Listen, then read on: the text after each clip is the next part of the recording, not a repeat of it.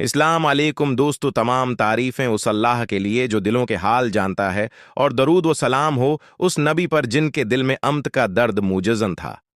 ناظرین، آج ہم بات کریں گے ان آنسوؤں کی جو انسانیت کے سب سے عظیم، سب سے سچے، سب سے مہربان انسان رسول اللہ کی آنکھوں سے بہے۔ ان آنسوؤں میں محبت تھی، درد تھا، دعا تھی اور امت کی فکر تھی۔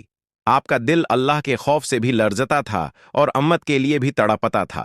ایک مرتبہ حضرت ابراہیم، آپ کے صاحبزادے، کا انتقال ہوا تو آپ کی آنکھوں سے آنسو جاری ہو گئے۔ صحابہ نے عرض کیا، یا رسول اللہ، آپ بھی رو رہے ہیں؟ آپ نے فرمایا، یہ آنسو اللہ کی رحمت ہیں، دل غمگین ہے، زبان پر شکوہ نہیں، اور ہم وہی کہیں گے جو ہمارے رب کو راضی کرے۔ محترم سامعین، آنسو کمزوری نہیں ہوتے بلکہ دل کی نرمی کی علامت ہیں۔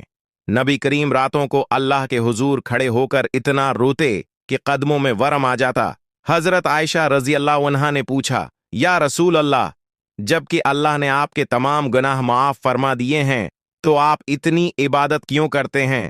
آپ نے فرمایا، کیا میں شکر گزار بندہ نہ بنوں؟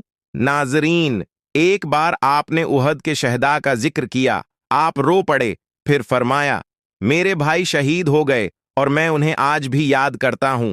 رسول اللہ کا رونا ہمیں یہ سکھاتا ہے کہ دل میں رحم، شفقت اور اللہ کا خوف ہو تو آنکھیں خود بخود بھیگ جاتی ہیں۔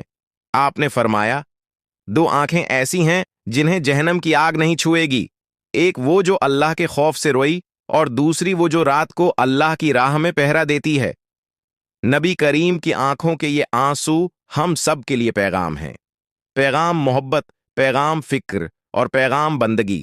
آج ہم سخت دل ہو چکے ہیں، نہ آنکھ نم ہوتی ہے نہ دل کانپتا ہے۔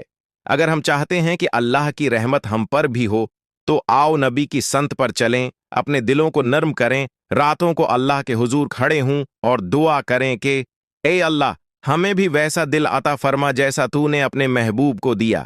اللہ ہمیں نبی کریم کی آنکھوں کے آنسوؤں کی قدر کرنے کی توفیق عطا فرمائے، آمین۔